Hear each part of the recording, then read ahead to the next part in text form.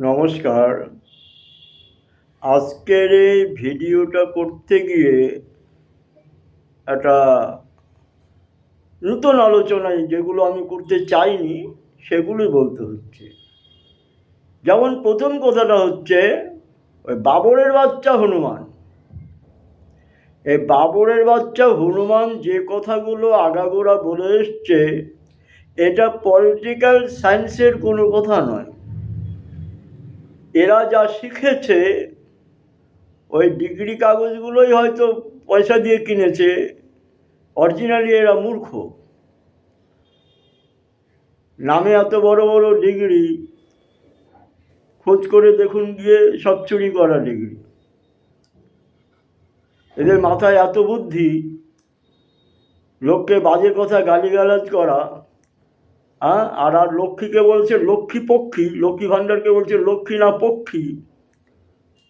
ওর এত বড় সাহস, তো সাহস তো হবে। ও হচ্ছে বেজাতের, ও তো আমাদের জাতের না, লক্ষ্মীর জাতের নয়। ও হচ্ছে লক্ষ্মীর গর্ভে জন্ম নেয়নি, আমরা তো লক্ষ্মীর গর্ভে জন্ম নিয়েছি। আর লক্ষ্মীর টাকার জোরে, লক্ষ্মীর টাকা নিয়ে ও তো খেয়ে পড়ে বেঁচে আছে।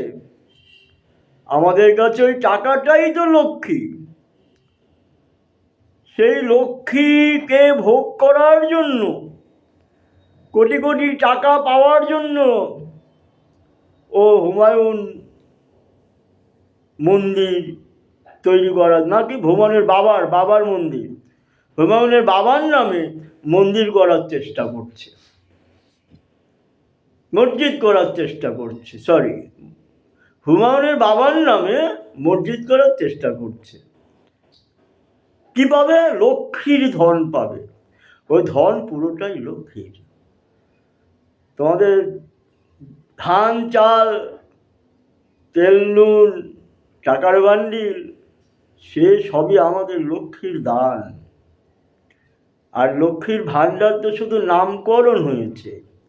তুমি সেখানে তোমাদের জাতের গোষ্ঠীকে যত খুশি গালি দাও, হনুমানের বাচ্চা, তুমি আমাদের ধর্মের লক্ষ্মীকে লক্ষ্মীপক্ষী বলতে যাচ্ছ কেন? মুখে জুতো খাওয়ার ইচ্ছে হয়েছে, তাই তো? তবে হনুমানের চাইতে বেশি দোষী হচ্ছে আমাদের হিন্দু যারা সেকুলার বলে, সেকুলার শব্দটার মানেই বোঝে না। এই সেকুলারগিরি করতে গিয়ে এরা নিজেদের পেছনে বাসটা টেনে আনছে। বাস তুমি ঝাড়ে কেন, আমাদের পেছনে এসো। আজকে এই পরিস্থিতিতে এই সেকুলার গান গাওয়া যে আমাদের মূর্খ হিন্দুরা ঘুমিয়ে আছে, মানে জেগে জেগে ঘুমোচ্ছে। এদের কানে এখনো জল ঢোকেনি, চামড়ায় এখনো হাওয়া লাগেনি, তাই ওরা মুসলিম রাজত্ব করার চেষ্টা করছে। আমাদের সেকুলার তথাকথিত সেকুলার বাহিনী, এরা জানে না মুসলিম রাজত্বে কি হয়েছিল। আমাদের দেশে হিন্দু রাজত্ব ছিল। হিন্দু রাজত্বের সর্বশেষ রাজা ছিল পৃথ্বীরাজ, সর্বশেষ রাজা ছিল পৃথ্বীরাজের বংশধর। পৃথ্বীরাজ ছিল সর্বশ্রেষ্ঠ হিন্দু রাজা, তার বংশধর ছিল পৃথ্বীরাজ। পৃথু ছিল তার বংশধর, সর্বশেষ হিন্দু রাজা। তার সঙ্গে তার ভাইপো বিশ্বাসঘাতকতা করে মদ ঘড়ির হাতে ছেড়ে দিয়েছিল রাজ্যে দেশের তুঘলকের ভার। তার ভাইপো জয়চাঁদ ছিল, পৃথু রাজার ভাইপো জয়চাঁদ। মুসলমান রাজত্ব শুরু হলো। তখন মুসলমান রাজত্বে কি হয়েছিল? হিন্দু মুসলিম কোনো নারী ঘর থেকে বেরোতে পারত না।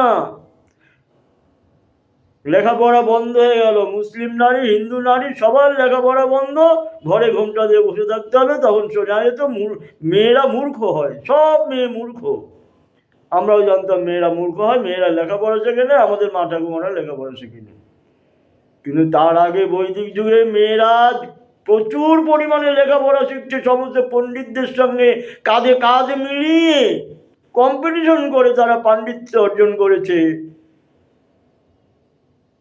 অসংখ্য মহিলা পণ্ডিত ছিল সে সময়, আপনারা তাদের নাম জানেন না। জয়া, পিঙ্গলা, লীলাবতী, বহু নামে বহু পণ্ডিত ভূষিত ছিলেন। তখন স্বয়ম্বর সভা হতো মহিলাদের, সব রাজা আসতেন, মহা শিক্ষিতা মহিলা ছিলেন। আর এই মুসলিম রাজত্বে মেয়েদের একদম লেখাপড়া বন্ধ হয়ে গেল। তারপরে ঈশ্বরের কৃপায় এলো ইংরেজ রাজত্ব। সেই ইংরেজ রাজত্বে ইংরেজরা এসে আমাদের ভারতবর্ষ, রত্নগণ বা ভারতবর্ষে গোয়ালঘর চাল থেকে, গোয়ালঘরের মাটির তলা থেকে খুঁড়ে খুঁড়ে আমাদের সেই বৈদিক যুগের পুঁথিপত্র, শিক্ষা, সংস্কৃতি বের করে আনলো, যার থেকে আমরা সংস্কৃত শিখতে পারি, বৈদিক ধর্ম সম্পর্কে জানতে পারি, আমরা পাণ্ডিত্য অর্জন করতে পারি। আজকে আবার সেই মুসলিম রাজত্ব ফিরে আসবে। মুসলিমরা যে কায়দায় যেভাবে শুরু করছে, আমাদের হিন্দু সেকুলার বাবুদের সহযোগিতায়। মুসলিমরা শুধু একলা পারবে না, মুসলিমরা একলা কখনো মসনদে বসতে পারবে না। আমাদের হিন্দু সেকুলার বাবু যারা আছে, মূর্খ পণ্ডিত, এই মূর্খের দল তাদেরকে মাথায় তুলে এনে এদেরকে মসনদে বসাবে। তখন এরা মসনদে বসার পরে আমাদের মূর্খ সেকুলার নেতাদের বলবে, ঘুরে দাঁড়াও, তোদের এক লাত্তি মারবে, চলে যাবে পাকিস্তানে। এই সেকুলার বাহিনী যারা সেকুলার করছে, তাদের কপালে চরম দুঃখ আছে। আজকে এই মুহূর্তে সমস্ত হিন্দু যদি এক না হয়ে, এক কথা না হয়ে, এক জায়গায় না এসে পশ্চিমবঙ্গে হিন্দু মসনদ তৈরি করতে না পারে, এবারই হিন্দুদের লাস্ট চান্স। এরপরে আর সুযোগ পাবেন না। হনুমান যা বলেছে ও ঠিকই বলেছে।